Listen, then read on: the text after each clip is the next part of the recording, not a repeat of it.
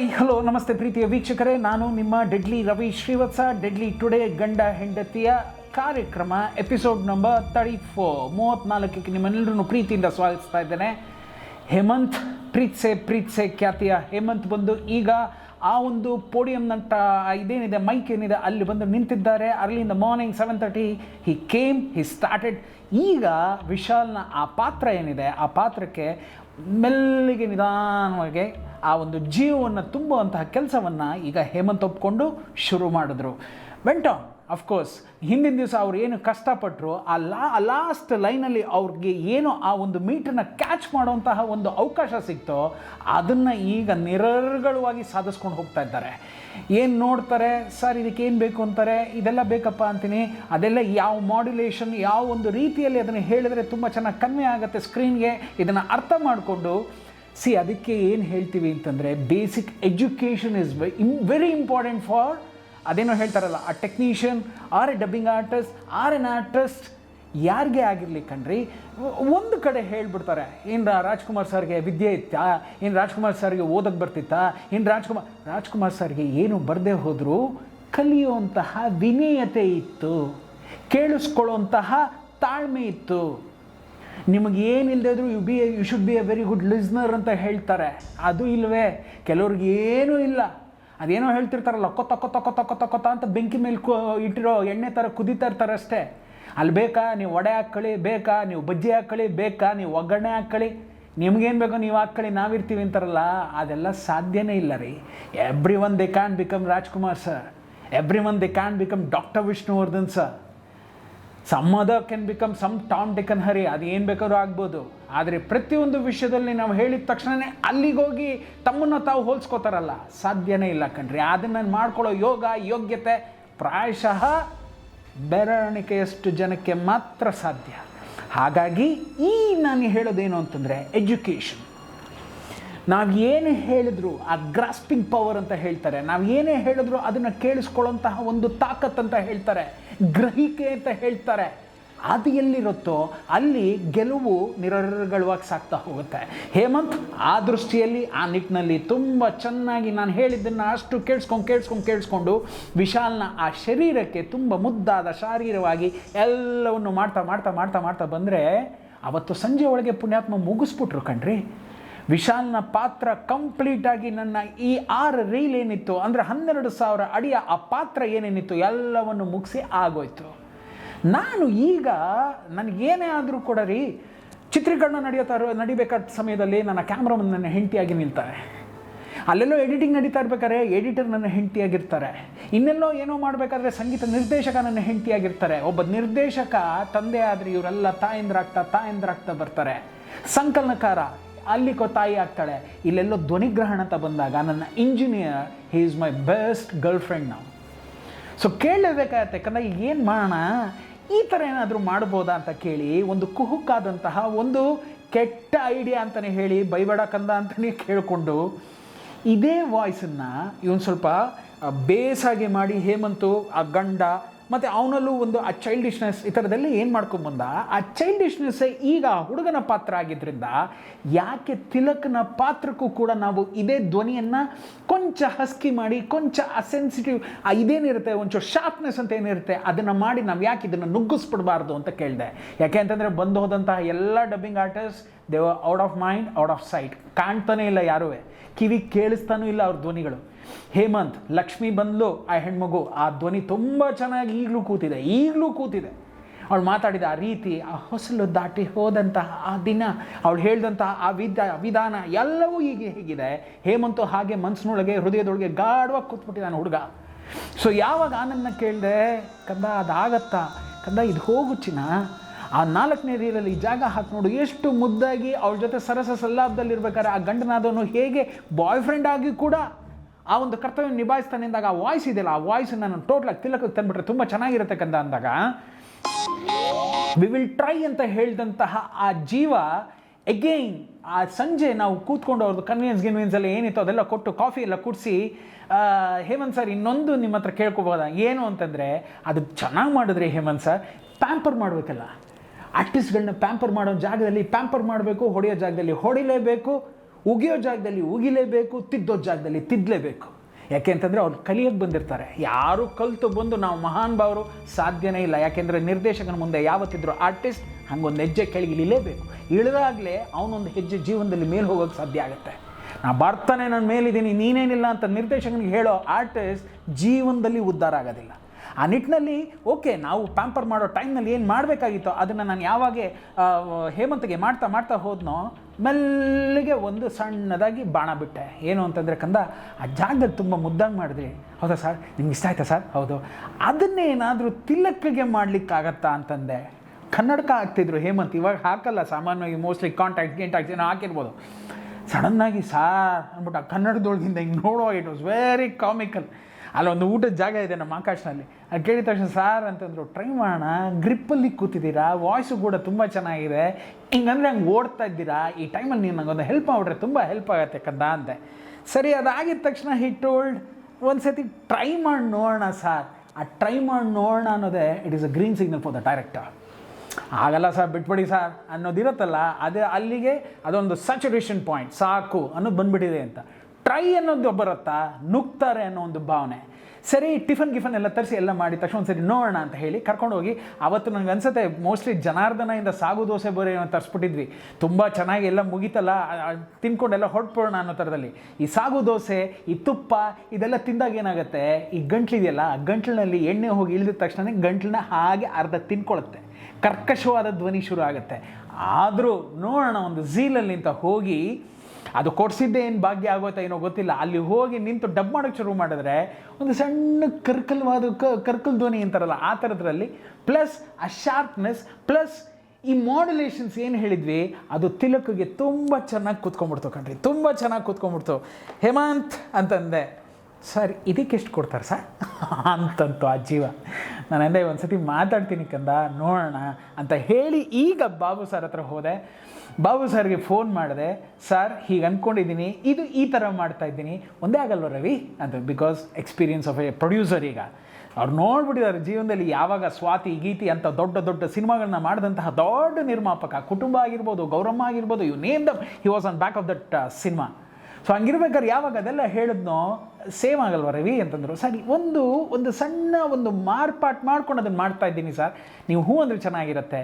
ಈಗೇನು ರವಿ ಸರ್, ಅದೇ ರೆಮ್ಯುನರೇಷನ್ ರವಿ, ಅದೇ 15 ಒಂದೇ, ನೀವು ಆಮೇಲೆ 20 ಅಂತಂದರೆ, ಈಗಿನ್ನೇನು ರವಿ, ಇದು ಕೂಡ ಈಕ್ವಲ್ ಆಗಿರೋ ಕ್ಯಾರೆಕ್ಟ್ರು, ಇನ್ನೊಂದು 20 ಕೊಟ್ಬಿಡ್ತೀನಿ ಅಂತ ಹೇಳಿ ರವಿ ಅಂತಂದರು. ಡೈರೆಕ್ಟಾಗಿ ಬಂದುಬಿಟ್ರು ಬಾಬು ಸರ್. ಬಾಬು ಅವ್ರ ಹತ್ರ ಏನು ಅಂತಂದರೆ, ನೀವು ಮಾತಾಡಿದ್ರೆ ನೀವೇನನ್ನು ಮಾತಾಡಿದಿರೋ ಅದು 100% ಗ್ಯಾರಂಟಿ ಅದು ಸಿಗುತ್ತೆ ಅಂತ ಅರ್ಥ. ಆದರೆ ನನ್ನ ವಿಷಯದಲ್ಲಿ ಅದು ಮುಂದಕ್ಕೆ ಅದಾಗಲಿಲ್ಲ, ಅದು ಆಮೇಲೆ ಹೇಳ್ತೀನಿ. ನಾವು ಕೆಲವು ಕೇಳ್ಕೊಂಡು ಬರಬೇಕು ಕಣ್ರಿ, ನಾವು ಕೂಡ ನತದೃಷ್ಟರು. ನಾವೇನು ಅಂತಂದರೆ ಎಲ್ಲರಿಗೂ ಇಸ್ಕೊಡ್ತೀವಿ, ಬಟ್ ಇವಾಗ ನನ್ನ ಮನೆಗೆ ಬಂದಾಗ ನಾನು ಹೊಟ್ಟೆ ಮೇಲೆ ತಣ್ಣೀರು ಬಟ್ಟೆ ಹಾಕೊಂಡು ಮಲ್ಕೋತೀನಿ. ಇದು ಎಷ್ಟೋ ಜನ ಗೊತ್ತೇ ಇಲ್ಲ. ಇದು ಮುಂದಕ್ಕೆ ಹೇಳ್ತೀನಿ ಬಾಬು ಅವ್ರು ನನಗೆ ಏನು ಮಾಡಿದ್ರು ಅಂತ. ವೆಲ್, ಎಲ್ಲ ಆಯಿತು. ಹೊರಗೆ ಬಂದಿದ್ದ ತಕ್ಷಣವೇ ಕಂದ ಇದು ಓಕೆ, ಇದಕ್ಕೊಂದು 20 ಆಗತ್ತೆ ಕಂದ. ಸರ್ ಒಂದು ಕೆಲಸ ಮಾಡಿ ಸರ್, ಅದು ಬೇಡ ಇದು ಬೇಡ, ಒಂದು 50 ಕೊಡಿಸ್ಬಿಡಿ ಅಂದಾಗ ನಾನು ಹೇಮಂತ್ ಕೇಳಿದೆ, Hemant this is a starting step, ಇದೊಂಥರ ಸ್ಟೆಪಿಂಗ್ ಸ್ಟೋನ್ ಅಂತಾರಲ್ಲ ಆ ಥರ ಮಾಡಿ, ನೀವಿದೇನು ಮಾಡ್ತಾ ಇದ್ದೀರಾ, ಇದು ಧ್ವನಿ ಮುದ್ರಕನಾದಂತಹ ನಮ್ಮ ಮುದ್ರಣ ಕಾರ್ಯ ಮಾಡ್ತಾ ಇರೋಂಥ ಆನಂದ್ ಕಿವಿಗೆ ಬಿದ್ದಿರುತ್ತಲ್ಲ, ಆ ಆನಂದ್ ಒದ್ದತ್ತ ಜನ ಕೇಳ್ತಾರಲ್ಲ, ನಿಮಗೆ PR ವರ್ಕ್ ಅನ್ನೋದೇ ಬೇಕಾಗಿಲ್ಲ ಕಂದ. ಆ ನಿಟ್ಟಿನಲ್ಲಿ ಪಸರಾಗತ್ತೆ, ಪ್ರತಿಯೊಬ್ಬರು ಆ ಪಾತ್ರಕ್ಕೆ ಬೇಕು ಅಂದ ತಕ್ಷಣ ನಿಮ್ಮನ್ನು ಕರ್ಸ್ಕೋತಾರೆ. ಅಲ್ಲಿ ನೀವೇನು ಬೇಕಾದ್ರೂ ಕೇಳ್ಕೊಬೋದು.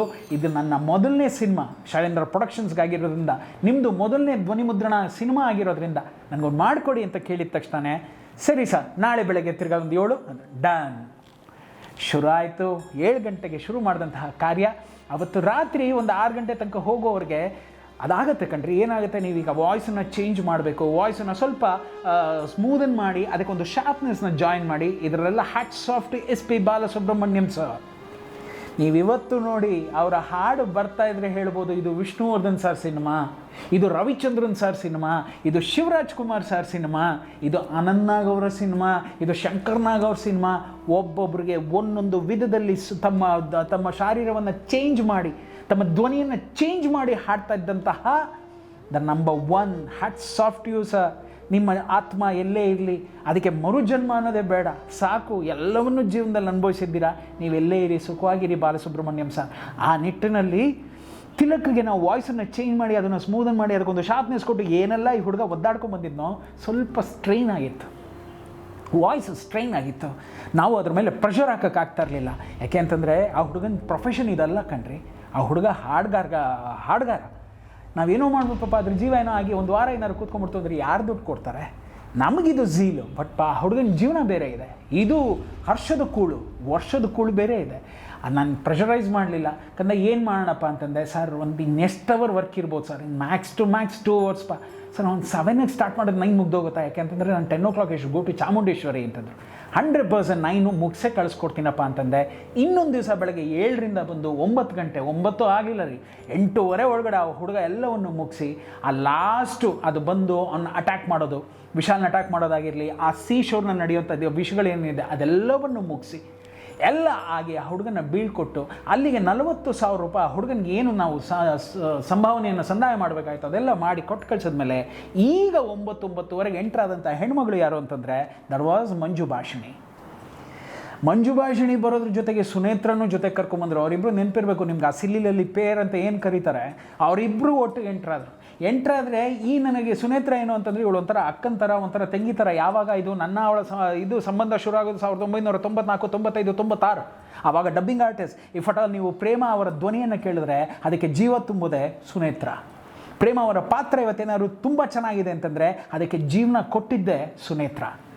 ಸೊ ಆ ಹುಡುಗಿ ಬರ್ತಿದ್ದಂಗೆ ಇನ್ನೇನಮ್ಮ ಇಲ್ಲಿ ಅಂತಂದೆ, ಬರಲ್ಲ ಅಂದ್ರು ನೋಡೋ ಎತ್ತಾಕೊಂಬಂದು ಹೇಳೋದೇನೋ ಅವ್ನು ಚೆನ್ನಾಗಿ ಮಾಡಿದ್ದಾನೆ, ಅವ್ರು ಚೆನ್ನಾಗಿ ಮಾಡಿದ್ದಾರೆ ಅಂತ, ಅದೇನು ಮಾಡಿದ್ಯೋ ನೋಡೋಣ ಬಾರೋ ಅಂತಂದ್ಲು. ನಾನಂದೆ ಫಸ್ಟು ತಿಂಡಿ ತಿನ್ನಮ್ಮ ಅದ ಎಲ್ಲ ಮುಗಿಸ್ಕೊಂಬಂದಿದ್ದೀವಿ, ಅವಳ ಮನೆಗೆ ಹೋಗಿದ್ವಿ, ಎಲ್ಲ ತಿಂಡಿ ಮುಗಿಸ್ಕೊಂಬಂದಿವಿ, ಒಂದು ಸರ್ತಿ ತೋರಿಸೋ ಅಂತಂದು.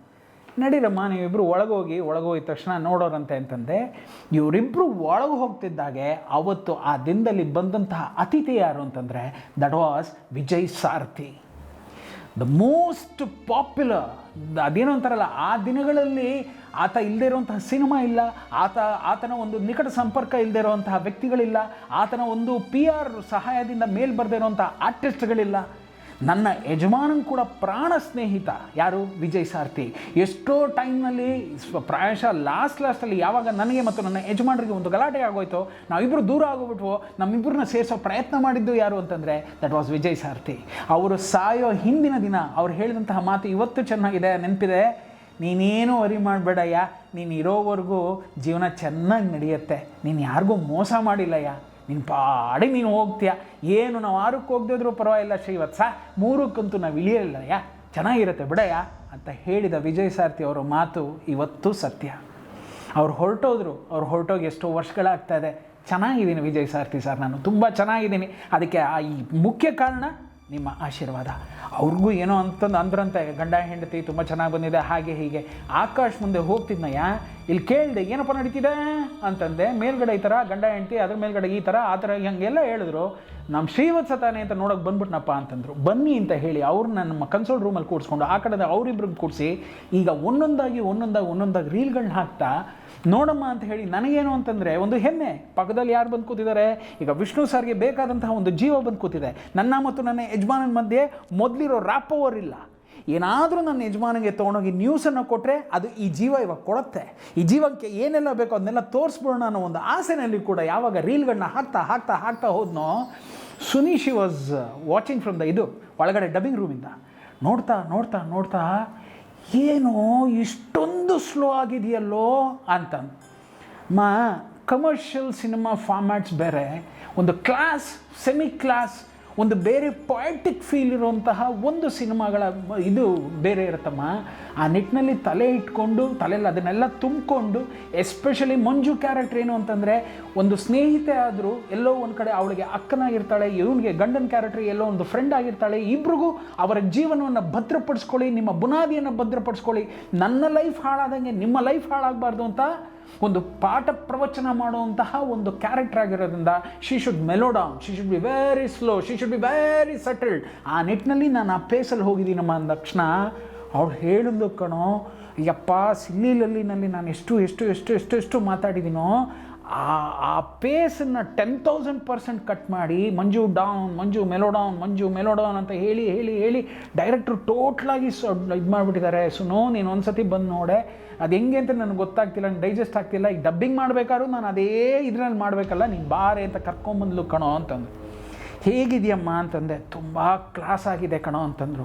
ಅಫ್ಕೋರ್ಸ್ ಸುನೇತ್ರ ಹೇಳಿದಂತಹ ಆ ಮಾತುಗೂ ನಾನು ತೆಗೆದುಕೊಂಡಂತಹ ನನ್ನ ಕೆಲಸಕ್ಕೂ ಮಂಜು ಭಾಷಿಣಿ ಅವ್ರಿಗೆ ಸಿಗ್ದಂತಹ ಒಂದು ವರ ಏನು ಅಂತಂದರೆ, ಕಲರ್ಸ್ ಇವತ್ತಿಂದು ಅವಾಗ ETV ಅಂತ ಏನೋ ಇತ್ತು, ETV ಅವ್ರು ಮಾಡಿದಂತಹ ಕಾರ್ಯಕ್ರಮದಲ್ಲಿ ದ ಬೆಸ್ಟ್ ಸಪೋರ್ಟಿಂಗ್ ಆ್ಯಕ್ಟ್ರೆಸ್ ಅಂತ ಹೇಳಿ ಗಂಡ ಹೆಂಡತಿ ಆ್ಯಂಡ್ ಬಾಯ್ ಫ್ರೆಂಡ್ನಲ್ಲಿ ಮಂಜು ಭಾಷಿಣಿ ಅವ್ರಿಗೆ ಆ ಒಂದು ಪಾತ್ರಕ್ಕೆ ಸಿಕ್ಕಂತಹ ಒಂದು ಗೌರವ ಏನು ಅಂತಂದರೆ ಒಂದು ಅವಾರ್ಡ್. ಆ ಟೈಮ್ನಲ್ಲಿ ಉಮಾಶ್ರೀ ಅವರು ಇರ್ತಾರೆ, ಆ ಓಟದಲ್ಲಿ ಉಮಾಶ್ರೀ ಅವರು ಇರ್ತಾರೆ, ಮಂಜು ಭಾಷಿಣಿ ಅವರು ಇರ್ತಾರೆ, ಇನ್ಯಾರು ಒಂದಿಬ್ಬರು ಇರ್ತಾರೆ. ಇವರು ಎಲ್ಲರನ್ನೂ ಗೆದ್ದು ಮುಂದೆ ಬಂದಿದ್ದು ಯಾರು ಅಂದರೆ ಮಂಜು ಭಾಷಿಣಿ. ತುಂಬ ಖುಷಿ ಆಯಿತು. ಆ ಹೆಣ್ಮಗಳು ತುಂಬ ಕೋಆಪ್ರೇಟ್ ಮಾಡಿ ಏನೆಲ್ಲ ಯಾವ ಪೇಸಲ್ಲಿ ನಾನು ಶೂಟ್ ಮಾಡಿದ್ನೋ ಅದೇ ಪೇಸಲ್ಲಿ ನಿಧಾನವಾಗಿ ಮಾಡಿ ಎಲ್ಲವನ್ನು ಮಾಡಿ ಡಬ್ ಮಾಡಿ ಹೊರಗೆ ಬಂದು, sir it is so nice sir, really it was good working with you, ಹಾಗೆ ಹೀಗೆ ಅಂತೆಲ್ಲ ಹೇಳಿ ಎಲ್ಲ ಆದಮೇಲೆ ಇನ್ನು ಸಂಚಲಿ ಮಾಡಬೇಕಾಗಿತ್ತು, ಪ್ರವೀಣ ಮಾಡಬೇಕಾಗಿತ್ತು. ಸಂಚಲೆ just want to do in very last ಇದರಲ್ಲಿ ಫೇಸಸಲ್ಲಿ ಮಾಡಬೇಕಾಗಿತ್ತು. ಬಿಕಾಸ್ ಅದು ಮಗು, ಅದಕ್ಕೆ ಹೇಳ್ಕೊಟ್ಟು ಅದಕ್ಕೆ ಒಂದಲ್ಲ 2 ದಿನ ಆದರೂ ಕೂಡ ನಾನು ಅದನ್ನು ಕೂಡ್ಸ್ಕೊಂಡು ಮಾಡ್ಕೋಬೇಕು. ಟೈಮು ಅದು ಮುಂದಕ್ಕೆ ನೋಡೋಣ ಅಂತ ಹೇಳಿ ಪ್ರವೀಣನ್ನು ಬ್ಯಾಕಪ್ಗೆ ಇಟ್ಕೊಂಡೆ. ರವಿ ಬೆಳಗೆರೆ ಯಾವ ಟೈಮಿಗೆ ಈಗ 9ಕ್ಕೆ ಬರ್ತೀನಿ ಅಂದ ಟೈಮಿಗೆ ಬರೋವಂಥ ಮಹಾನುಭಾವ ಅಲ್ವೇ ಅಲ್ಲ. 10:30, 11 ಹಿಂಗಿರ್ಬೇಕಾದ್ರೆ ಪ್ರವೀಣನ ಕೈಲಿ 1 ಅವರ್ ಮಾಡಿಸೋದು. ನಮ್ಮ ಪ್ರವೀಣ ಕೂಡ ಪಾಪ ಡಬ್ಬಿಂಗ್ ಆರ್ಟಿಸ್ಟ್ ಅಲ್ಲ, ಬಟ್ ಕೂಡಿಸಿ ಮಾಡಿಸ್ಕೊಂಡ್ರೆ ಅವನು ಕತರ್ನಾಕ್ ಕಲೆಗಾರ. ಆದರೆ ಅವನ ಜೀವನನ ಅವನು ಅಷ್ಟು ಚೆನ್ನಾಗಿ ರೂಪಿಸ್ಕೊಳ್ಳಿಲ್ಲ. ಬಟ್ ನನ್ನ ಎಲ್ಲ ಸಿನಿಮಾದಲ್ಲೂ ಅವನ ಪಾತ್ರವನ್ನು ಮಾಡ್ತಾನೆ ಬಂದ. ಅವತ್ತು ಕೂಡ ಡಬ್ಬಿಂಗಿಗೆ ನಾನು 9 ಗಂಟೆಗೆ ಅಂತ ಬರ್ತೀನಿ ಅಂತ ಹೇಳಿದಂತಹ ರವಿ ಬೆಳಗೆರೆ ಕೈ ಕೊಟ್ಟಾಗ ಈ ಹುಡುಗನ ಪೋರ್ಷನ್ ಏನಿದೆ, ಅವನು 2-3 ಸೀನ್ ಬರ್ತಾನೆ. ಒಂದು ಕಡೆ ಆ ಹೆಣ್ಮಗು ಗರ್ಲ್ ಫ್ರೆಂಡು ಮತ್ತು ಆ ಇವನು ಹುಡುಗನ ಬಾಯ್ ಫ್ರೆಂಡ್ ಮಧ್ಯೆ ನಡೆಯುವಂತಹ ಒಂದು ಆ ಕಿಸ್ಸಿಂಗ್ ಏನಿತ್ತು ಅದನ್ನು ತೆಗಿತಾ ಇರ್ಬೇಕಾದ್ರೆ ಇವ್ನು ನೋಡಿ ಇದನ್ನು ತಂದು ವಿಶಾಲಿಗೆ ಹೇಳಿ, ನಿನ್ನ ಹೆಂಡತಿ ಹಾದಿ ತಪ್ಪಿ ಹೋಗ್ತಾ ಇದ್ದಾಳೆ, ನಿನ್ನ ಹೆಂಡತಿ ಮನೆಯ ಹೊಸಲನ್ನು ದಾಟಿ ಹೊರಟೋಗ್ತಾ ಇದ್ದಾಳೆ, ಆ ಭವಿಷ್ಯವನ್ನು ಆ ಬುನಾದಿಯನ್ನು ಭದ್ರಪಡಿಸ್ಕೋ, ಇಲ್ಲದ್ರೆ ನಿನ್ನ ಸಂಬಂಧ ಹಾಳಾಗೋಗುತ್ತೆ, ಮನೆಯಲ್ಲಿ ಒಂದು ಮಗು ಇದೆ, ಭದ್ರಗಳಿಯ ಅಂತ ಹೇಳೋವಂಥ 1-2-3 ಸನ್ನಿವೇಶಗಳಿತ್ತಲ್ಲ, ಅದನ್ನೆಲ್ಲ ಡಬ್ ಮಾಡೋಣ ಅಂತ ಹೇಳಿ ಹಂತವಾಗಿ ಮಾಡ್ತಾ ಇರ್ಬೇಕಾರೆ 11:30ಗೆ 9ಕ್ಕೆ ಬರ್ತೀನಿ ಅನ್ನಂತಹ ಮಹಾನುಭಾವರಾದಂತಹ ರವಿ ಬೆಳಗೆರೆ 11:30ಗೆ ನಮ್ಮ ಆಕಾಶ ಎಂಟ್ರಾಗ್ತಾರೆ.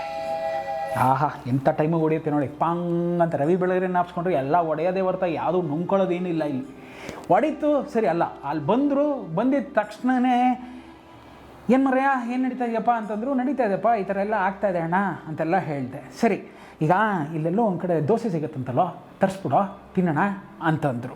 ತಿಂಡಿ ಮಾಡಿಲ್ವಾ ಅಂತಂದೆ.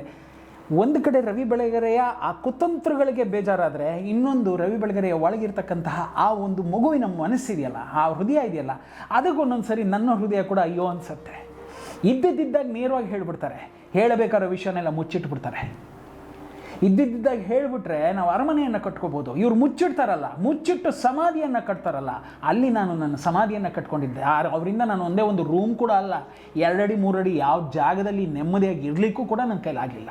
ಸಮಾಧಿ ಅದು ಅಲ್ಲಲ್ಲಲ್ಲಲ್ಲ. ಆ ಸಿನಿಮಾದಲ್ಲಿ ತುಂಬ ಚೆನ್ನಾಗಿ ಕಟ್ಟಿದ್ದಾರೆ. ರವಿ ಶ್ರೀವತ್ಸನ ಸಮಾಧಿ 1, ರವಿ ಶ್ರೀವತ್ಸನ ಸಮಾಧಿ 2, ರವಿ ಶ್ರೀವತ್ಸನ ಸಮಾಧಿ 3, ಈ ಥರ ಅಪ್ಪನ ನಂಬಿದ 4 ಸಿನಿಮಾಗೆ 4 ಸಮಾಧಿ ಕಟ್ಕೊಟ್ಬಿಟ್ಟು ಹೋದ್ರು ಅವರು. ಬಂದರು, ದೋಸೆ ಕೇಳ್ತಲ್ಲ ಜೀವ, ಓಡೋಕ್ಕೆ ತೊಗೊಂಬಪ್ಪ ಅಂತಂದೆ. ಅವಾಗ ಯಾರೋ ಒಬ್ಬ ಸಿದ್ಧ ಅಂತ ನಮ್ಮ ಪ್ರೊಡಕ್ಷನ್ ಎಲ್ಲ ನೋಡ್ಕೋತಿದ್ರು. ಇವತ್ತು ಆ ಜೀವ ಎಲ್ಲಿದೆ ಅಂತ ಗೊತ್ತಿಲ್ಲ, ಎಕ್ಸಾಕ್ಟ್ಲಿ ನಂಗೆ ಚೆನ್ನಾಗಿ ಗೊತ್ತು. ಸಿದ್ಧ ಓಡೋದ ಮನುಷ್ಯ, ಓಡೋಗಿದ ತಕ್ಷಣ ತೊಗೊಂಬಂದ, ಎಲ್ಲವೂ ಆಯಿತು, ಬಿಸಿಯಾಗಿ ತೊಗೊಂಬ ಚಿನ್ನ ಅಂತ ಹೇಳಿದ್ದೆ. ಇವ್ರು ಬಂದಿರೋದು 11:30. ಹಂಗೋ ಹಿಂಗೋ ಮಾಡಿ ಅಲ್ಲೇ ನಿತ್ತೋ ಇಲ್ಲೋ ಗೊತ್ತಿಲ್ಲ, ಹೆಂಗೋ ಮಾಡಿಸ್ಕೊಂಡು ಒಂದು 5 ದೋಸೆ ತೊಗೊಂಬಂದು ನಾವು ಕೂಡ ಅವ್ರ ಜೊತೆ ತಿಂದು 9 ಗಂಟೆಗೂ ಟಿಫನ್ ಆಗಿತ್ತು. ಇಲ್ಲಿ ತಿರ್ಗಿ 11:30ಗೂ ಟಿಫನ್ ತಿಂದು. ಓಕೆ, ದೋಸೆ ಜನಾರ್ದನದಲ್ಲಿ ತಿಂದು ನೋಡ್ರಿ, ಚಪ್ಪುರ್ಸ್ಕೊಂಡು ತಿಂತೀರಾ. ಯಾರಿಗಾರು ನೀವೇನಾದ್ರು ತಿಂದು ಅಭ್ಯಾಸ ಇಲ್ಲ ಅಂತಂದರೆ ದಯವಿಟ್ಟು ಟೈಮ್ ಮಾಡಿಕೊಂಡು ಶಿವಾನಂದ ಸ್ಟೋರ್ಸ್ ಹತ್ರ ಇರುವಂತಹ ಜನಾರ್ದನ ಹೋಟ್ಲಿಗೆ ಹೋಗಿ ಒಂದು ಸರಿ ದೋಸೆ ತಿಂದು ನಿಮ್ಮ ಈ ಕೈಗಳನ್ನು ನೆಕ್ಕೊಂಡು ಚಪ್ಪುರ್ಸ್ಕೊಂಡು ಹೊರಗೆ ಬನ್ನಿ ಅಂತ ಹೇಳ್ತಾ ಇದ್ದೀನಿ. ಅವತ್ತು ಎಲ್ಲ ದೋಸೆ ಗೀಸೆ ಎಲ್ಲವನ್ನು ತಿನ್ನಿಸಿದ್ವಿ, ಎಲ್ಲವನ್ನು ಆಯಿತು. ಈಗ ಒಳಗೆ ಕರ್ಕೊಂಡು ಹೋಗೋ ಅಷ್ಟೊತ್ತಿಗೆ ಜೀವ 12:30. ನಾವು ಬ್ರೇಕ್ ಕೊಡೋ ಟೈಮ್ಗೆ ಅದೇ ಹೇಳ್ತಾರಲ್ಲ, ಮಲಗೋ ಟೈಮ್ನಲ್ಲಿ ದವುಗಳು ಎದ್ದೇಳತ್ತಂತೆ, ಆ ಟೈಮಲ್ಲಿ ಇವ್ರದ್ದು ಎದ್ದೇಳುತ್ತೆ. ರವಿ ಬೆಳಗೆರೆ ಎದ್ದೇಳ್ತಾರೆ. ಎದ್ದರು 1 ಗಂಟೆ ಒಳಗೆ ಬಂದರು. ಆನಂದ್ಗೂ ಅಷ್ಟೊತ್ತಿಗೆ ಆಲ್ರೆಡಿ ನಾವು ಟಿಫನ್ ತಿನ್ನೋಕಂದ ಇದೇನೋ ಡೌಟ್ ಇದು, ಈ ಅಪ್ಪ ಬಂದಾಗೆಲ್ಲ ಪ್ರಪಂಚ ಉಲ್ಟಾ ಹೊಡೆಯುತ್ತೆ ಅಂತೆಲ್ಲ ಪ್ರಿಪೇರ್ ಮಾಡಿ ಫಸ್ಟು 1 ಗಂಟೆಗೆ ಒಳಗೆ ಹೋಗಿ ಎಲ್ಲವನ್ನೂ ಹಾಕಿದ್ರು. ರವಿ ಬೆಳಗೆರೆ ಇದ್ದಾರಲ್ಲ, ಡಬ್ಬಿಂಗು ಆ ವಿಷಯಕ್ಕೆ ಬಂತು ಅಂತಂದರೆ ಓಕೆ, ಟೈಮ್ ಅಪ್ ಆಗಿರೋದ್ರಿಂದ ನಾನು ಇದನ್ನು ನೆಕ್ಸ್ಟ್ ಎಪಿಸೋಡಿಗೆ ಬಂದು ಸವಿಸ್ತಾರವಾಗಿ ನಿಮ್ಗೆ ಹೇಳ್ತೀನಿ. ಹರಸಿ, ಹಾರೈಸಿ, ಪ್ರೋತ್ಸಾಹಿಸಿ. ರವಿ ಬೆಳಗೆರೆ ಎಷ್ಟು ಚೆಂದ ಕೆಲಸ ಮಾಡಿದ್ರೋ ಅಷ್ಟೇ ಚೆಂದ ನನಗೊಂದು ದೊಡ್ಡ ಬಗ್ನಿಗೂಟ ಹೊಡೆದು ಹೆಂಗೆ ತಪ್ಪಿಸ್ಕೊಂಡ್ರು ಅನ್ನೋದನ್ನು ನೆಕ್ಸ್ಟ್ ಎಪಿಸೋಡಲ್ಲಿ ಹೇಳ್ತೀನಿ. ಆ ಎಪಿಸೋಡಲ್ಲಿ ಕೊನೆ ಆಗುವಂತಹ ಮಾತುಗಳು ಕೊನೆಗೆ ನನಗೆ ಮಿಕ್ಸಿಂಗ್ ಟೈಮ್ವರೆಗೂ ಅದೊಂದು ತ್ರಿಶಂಕು ಜೀವನದ ಹಾಗೆ ಆ ತ್ರಿಶಂಕು ಥರ ಇಲ್ಲ ಒಂದು ಶಂಕು ಇದ್ರ ಥರ ಹಿಂಗೆ ಬಂದು ನನಗೆ ತ್ರಿಶೂಲ ಥರ ಚುಚ್ತಾ ಇತ್ತು ಅನ್ನೋದನ್ನು ಕೂಡ ವರ್ಣಿಸಿ ಹೇಳ್ತೀನಿ. Good bye. ನಿಮ್ಮ ಆ ಒಂದು ಆಶೀರ್ವಾದ ನನಗೆ ಶ್ರೀರಕ್ಷೆ. ಹೋಗ್ಬಿಟ್ಟು ಬರ್ತೀನಿ. ನಮಸ್ಕಾರ. ನವಮಾಸದ ರೂಪ ನೀನು, ಈ ಹೃದಯದಿ ಮಿಡಿತ ನೀನು, ಈ ಧರೆಯ ಬೆಳಕ ನೀನಾಗು ದೀಪವೇ, ತಾಯಿ ಒಡಲ ಕರುಳ ಕೂಗಿದು ಕೇಳದೆ.